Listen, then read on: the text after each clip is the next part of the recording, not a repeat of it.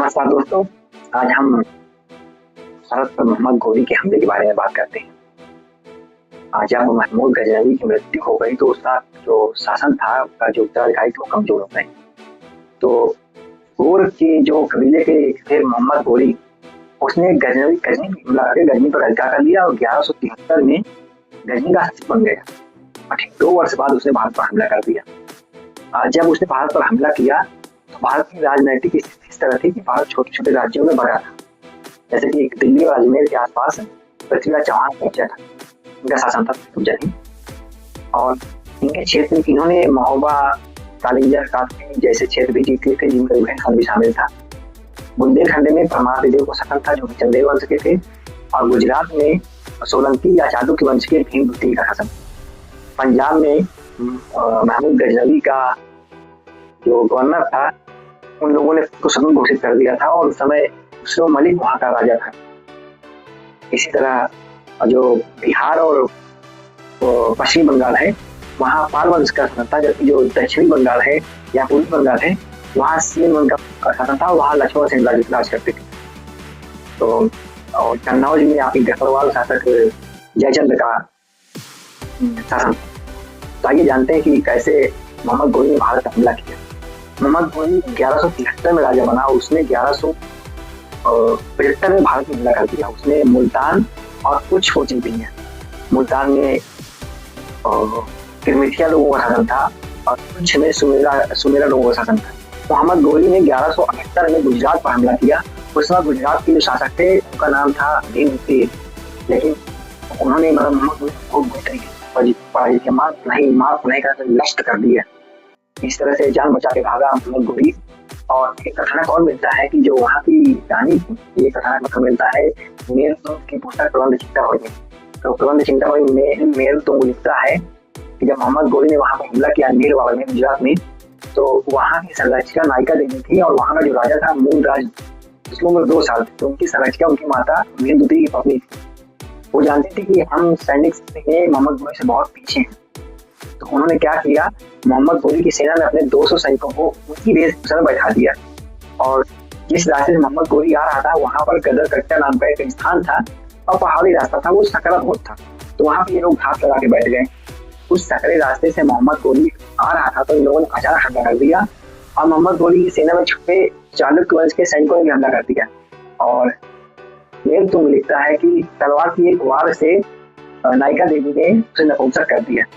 अगर इस बात को सत्य मान ले तो 3 वर्ष तक अपना इलाज चलाता रहा, भाग कर लिख गया था। और उसके बाद उसने 1179 में पेशावर और 1185 में सियालकोट पर हमला कर दिया। इन दोनों हमले पंजाब पर हुए थे और उस समय पंजाब का जो गवर्नर था, वो पंजाब का जो राजा था वो खुसरो मलिक था। 85 नंबर 1 कनौजियाबाद था। तो जब 2 क्षेत्र उसके जीत किए गए तब वो हुआ, उसने अपनी सेना तैयार तक मोहम्मद घोरी ने जम्मू कश्मीर के शासक चक्रदेव के साथ संधि कर ली और दोनों मिलकर इसके लाहौर के ऊपर हमला कर दिया खुसरो मलिक के ऊपर।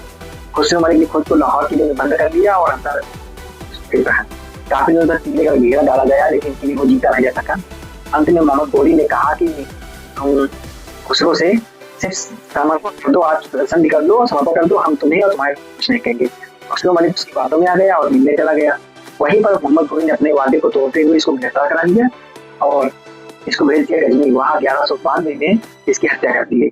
इस तरह पंजाब पर इसका अधिकार हो गया।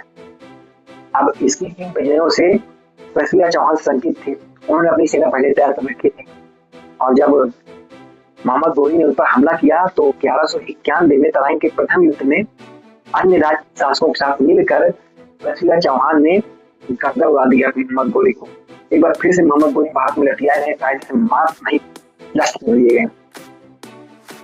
फिलहाल इस युद्ध में हुआ ऐसा था कि तय नहीं हो पा रहा था कि कौन जीतेगा। तो पृथ्वीराज चौहान के भाई थे गोविंद राय, उन पर मोहम्मद घोरी ने हमला कर दिया और घायल कर दिया, जिससे गोविंद राय क्रोधित हो गए और उन्होंने इसको पलटा दिया, चारों खाने चित्त कर दिया। और इसका वध करने वाले थे तब तक एक सैनिक आया और इसको उठा के युद्ध क्षेत्र से बाहर चला गया।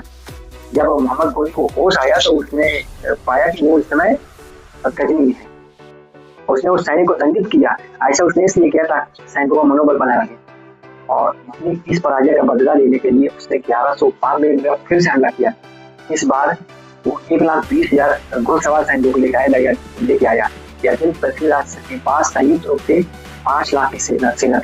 फिर भी इस युद्ध में दुर्भाग्यवश से पृथ्वीराज चौहान पराजित हुए और अंधा करा दिया गया। 1192 में पृथ्वीराज चौहान की मृत्यु हो गई। एक कथानक मिलता है, आपने बुजुर्ग लोगों से या आल्हा टाइम में सुना होगा, जो फेमस हुआ है कि चंद्र बरदाई ने ऐसी चर्चा फैलाई कि पृथ्वीराज चौहान संधि पावर मामला जानते हैं। तो सुल्तान मोहम्मद गोरी ने देखना चाहा, उसने प्रतियोगिता का आयोजन करा दिया।